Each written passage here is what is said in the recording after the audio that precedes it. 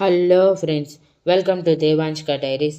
ఇప్పుడు మీరు వినబోతుంది ఏ తీరం చేరిన ఈ బంధం స్టోరీలోని 16వ భాగం. అప్పటికే రోజే అన్న మాటలు మనస్వి మనసులో నాటుకుపోయి తను వాళ్ళిద్దరి మధ్య అనవసరంగా ఉన్నాను అని ఫిక్స్ అయ్యింది. పెళ్ళైనప్పటి నుంచి కనీసం చిన్న దెబ్బ కూడా వెయ్యని తరుణ్ ఈరోజు తన చెల్లెల్ని చిన్న మాట అన్నదని చంప వాచిపోయేలా కొట్టే వరకు వెళ్ళిందని కోపంగా తరుణ్ వైపు చూస్తూ, పెళ్ళామంటే కొంచెం కూడా ప్రేమ లేదని ఇప్పుడు అర్థమైపోయింది తరుణ్. నీకు నీ చెల్లి కావాలి అనుకున్నప్పుడు నన్నెందుకు పెళ్లి చేసుకున్నావు? నేను మనిషినే కదా, నాకంటూ కొన్ని కోరికలు ఉంటాయి కదా. నా భర్తతో సరదాగా బయటికి వెళ్ళాలి, లేట్ నైట్ సినిమాలు చూడాలి, సరదాగా ఏ ట్రిప్కైనా వెళ్ళాలి, కొన్ని మెమరీస్ పోగు చేసుకోవాలి అని అనిపిస్తూ ఉంటుంది కదా. నా ఏ ఒక్క విషయైనా నువ్వు తీర్చావా? ప్రతిసారి నా చెల్లి ఒంటరిగా ఉంది, తనకి చీకటంటే భయం, ఒంటరిగా ఉండాలి అంటే భయం, కాలేజ్కి వెళ్ళాలంటే భయం, ప్రతి ఒక్కదానికి భయం భయం భయం. ఇది తప్ప ఇంకొకటి రాదా?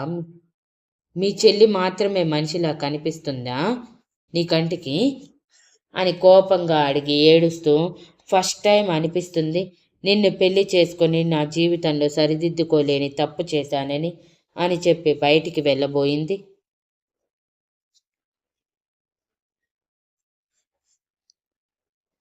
మనస్వి కంగారుగా, వదిన ఆగు, నేనే మీ మధ్య నుంచి వెళ్ళిపోతాను, నువ్వు ఇలా ఏడవకు ప్లీజ్ అని అరుస్తుంటే రోజీ కోపంగా వెనక్కి తిరిగి 2 చేతులు సౌండ్ వచ్చేలా దగ్గరికి చేర్చి కళ్ళు మూసుకొని, అమ్మా తల్లి, ఇక ఆపు నువ్వు నీ మహిళామూర్తి వేషాలు. మీ అన్నయ్య ముందు నన్ను మీ అన్నయ్యని ఏదో కలపటానికి మాట్లాడినట్టు మాట్లాడతావు, కానీ నీ మనసులో ఉన్న విషయం నాకు తెలియదు అనుకున్నావా? ఎప్పుడెప్పుడు నేను ఈ ఇంటి నుంచి వెళ్ళిపోతాను అని ఎదురు చూస్తున్నావు కదా. నాకు అర్థమైపోయింది, నీలాంటి చెల్లెలు ఏ అన్నయ్యకి ఉండకూడదు, ఉంటే మాత్రం ఏ అన్నయ్య పెళ్లి చేసుకోకూడదు. ఆఖరికి నువ్వు పెళ్లి చేసుకొని వెళ్ళిపోయినా సరే నీ బాగోగులు చూసుకుంటూ జీవితాంతం ఒంటరిగా బ్రతికేయాలి అనుకునే స్వార్థం నీది. నిన్ను చూస్తుంటే నాకు అసహ్యం వేస్తుంది మనస్వి. నేను పెళ్ళయి ఈ ఇంటికి వచ్చినప్పటి నుంచి గమనిస్తూనే ఉన్నాను.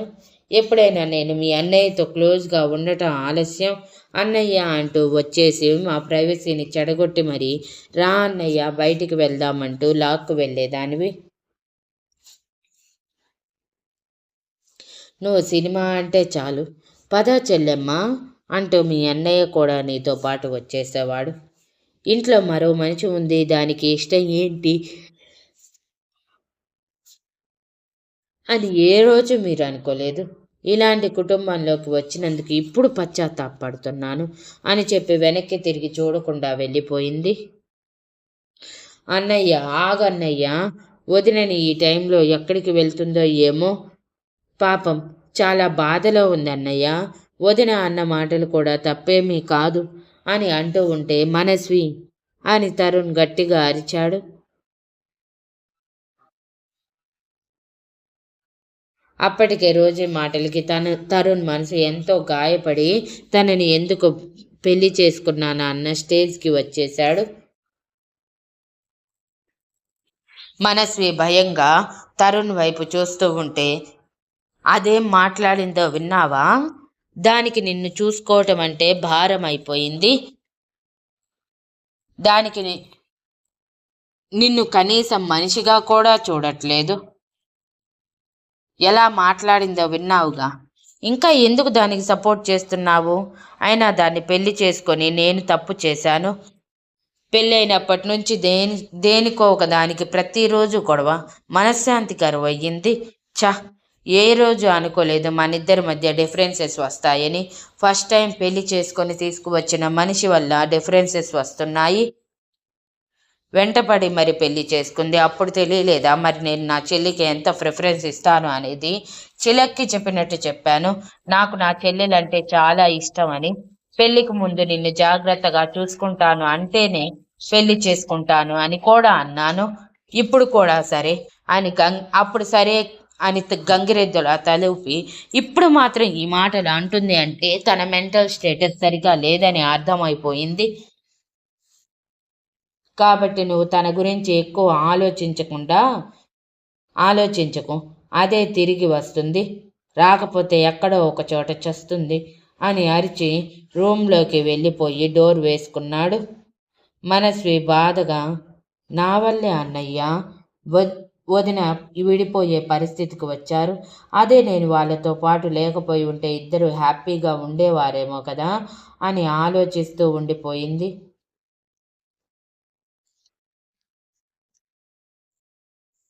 బయటికి వచ్చిన రోజీకి ఎక్కడికి వెళ్ళాలో అర్థం కాక రోడ్ మీద అలా నడుస్తూ వెళ్తూ ఉంటే అప్పుడే అటుగా వెళ్తున్న రాహుల్ తన పక్కనే కారు ఆపి రోజీ అని ఆశ్చర్యంగా పిలిచాడు.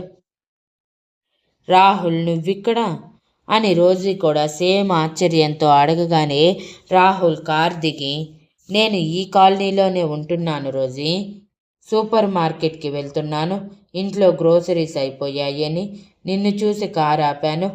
ఏంటి ఇలా వెళ్తున్నావు? పైగా ఏడ్చినట్టు నీ కళ్ళు ఎర్రగా ఉన్నాయి అని అనుమానంగా అడిగాడు. ఏమీ లేదులే రాహుల్, జస్ట్ ఫ్యామిలీ డిస్టర్బెన్సెస్ అంతే అని అనగానే, అయితే మళ్ళీ తరుణ్ నీతో గొడవ పట్టుకున్నాడా తన చెల్లెలి కోసం? How cheap! నువ్వు తన భార్యవే కదా. చెల్లెలు మాత్రమే ముఖ్యం అన్నట్టు ఉన్నవాడికి భార్య విలువ ఎలా తెలుస్తుంది? ఆ భార్య దూరం అయిపోయాక అప్పుడు తెలుస్తుంది అని బాధగా మొహం పెట్టి అన్నాడు. సరేలే, ఇదంతా నీకెందుకు? నువ్వు సూపర్ మార్కెట్కి వెళ్తున్నాను అన్నావుగా, వెళ్ళు అనగానే, నువ్వెక్కడికి వెళ్తావు ఒంటరిగా అని అడిగాడు. మనశ్శాంతి కోసం కొంచెం సేపు బయట ప్రశాంతంగా ఉందామని వచ్చాను అని బాధగా అంది రోజీ. అయితే నాతో రా, నేను నీకు ది బెస్ట్ ప్లేస్ చూపిస్తాను అని చెప్పి రోజీని కారులో తీసుకొని దగ్గరలో తను ఉంటున్న అపార్ట్మెంట్కి తీసుకువెళ్ళి, ఇదే నా ప్రపంచం, ఎలా ఉంది అని అడిగాడు. రోజీ ఆ టెరబుల్ బెడ్రూమ్ ఫ్లాట్ మొత్తం చూస్తూ, నైస్, మా ఇంటి కంటే చాలా పెద్దగా ఉంది. మా ఇంట్లో జస్ట్ 2 గదులే ఉన్నాయి. అవి కూడా బెడ్ ఉంటే మనుషులు నడవటానికి కూడా ఉండదు. అంత చిన్న ఇంట్లో వాళ్ళు ఇంతవరకు ఎలా ఉన్నారో నాకు అర్థం కాలేదు అని పెదవి విరిచి అంది. రాహుల్ నవ్వుతూ,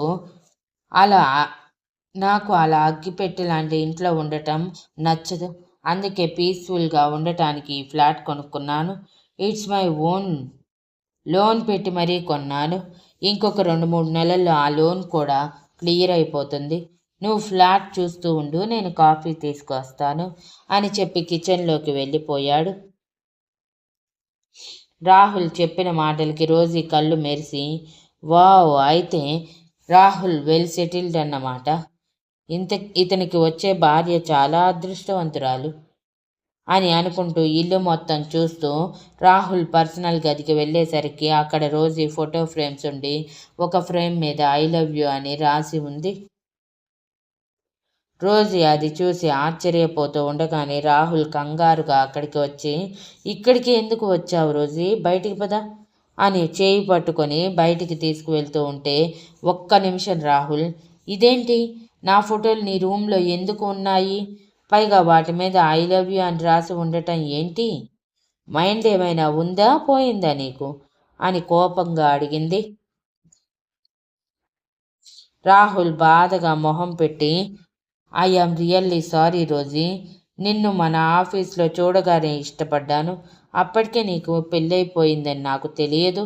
ఆ తర్వాత తెలిసినా నిన్ను మర్చిపోలేకపోయాను. నా జీవితంలో నువ్వు ఎలాగో లేవు కదా అని సీక్రెట్గా తీసుకున్న ఫోటోలు ఇలా పెట్టుకొని నిన్ను చూస్తూ గడిపేస్తున్నాను. నువ్వంటే నాకు ప్రాణం రోజీ, బట్ నిన్ను పొందే ఛాన్స్ నాకు లేకుండా పోయింది. మరో జన్మలో ఇట్స్ ఓకే, ఈ జన్మ కాకపోతే మరో జన్మలోనైనా నిన్ను ఖచ్చితంగా చేరుకొని తీరుతాను అని సెంటి డైలాగ్స్ వేశాడు. రోజీ అసహనంగా, ముందు ఈ ఫోటోలు తీసేసే రాహుల్, నీకు నా నీకు చాలా జీవితం ఉంది. అనవసరమైన హోప్స్ పెట్టుకొని జీవితాంతం ఒంటరిగా మిగిలిపోతాను అనుకో. నాకు ఇష్టం లేదు నా వల్ల ఒకరు సఫర్ అవ్వటం. ఎంతో కొంతమంది నువ్వు నన్ను ప్రేమించడంలో నా తప్పు కూడా ఉంటుంది.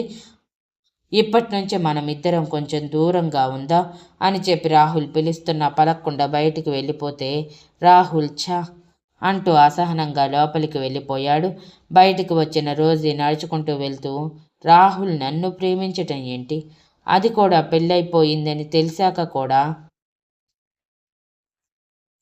నా ఫోటోలు పెట్టుకుని ఆరాధించటం ఏంటి, ఛ అని అనుకుంటూ అక్కడే ఉన్న పార్క్లో కూర్చొని తరుణ్ని రాహుల్ రాహుల్ని కంపేర్ చేసుకుంటూ, తరుణ్ నన్ను అసలు ఇష్టపడట్లేదు, నా ఇష్టానికి విలువ ఇవ్వలేదు, నా మాటకి ఎప్పుడూ కట్టుబడలేదు. బట్ రాహుల్ నేను బాధలో ఉంటే చూడలేక నన్ను తీసుకొని తన ఫ్లాట్ వరకు వెళ్ళాడు. నా అంతటా నేను నిజం తెలుసుకునే వరకు నన్ను ఎప్పుడూ ఇబ్బంది పెట్టలేదు. నైస్ గాయ్, బట్ అతనిని ఇప్పుడు యాక్సెప్ట్ చేయలేను అనుకుంటూ చాలాసేపు అక్కడే గడిపి ఎప్పుడో 9 అప్పుడు ఇంటికి వెళ్తుంది.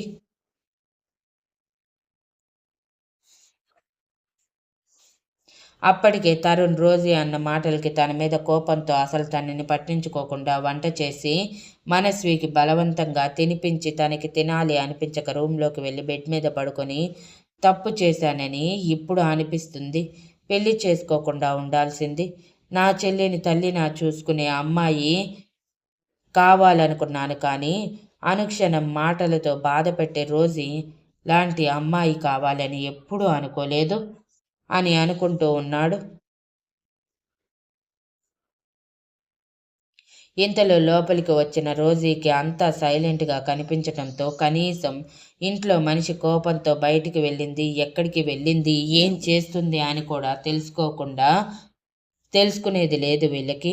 పైగా ఒంటరి ఆడపిల్ల ఎక్కడ చిక్కుకుందో అని ఆలోచన కూడా లేకుండా ఎవరికి వారు ఉన్నారు. ఈ ఫ్యామిలీలోకి అనవసరంగా వచ్చి పడ్డాను అనుకుంటూ రూమ్లోకి వెళ్ళేసరికి తరుణ్ నిద్రపోతూ ఉండటం కనిపించి తన కోపం ఇంకా ఎక్కువ ఏమీ తినకుండా తరుణ్ పక్కన పడుకోగానే రోజీ ప్రెజెన్స్ అర్థమైన తరుణ్కి రోజీ మీద కోపం తగ్గక అక్కడి నుంచి లేచి హాల్లోకి వెళ్ళి సోఫాలో పడుకున్నాడు.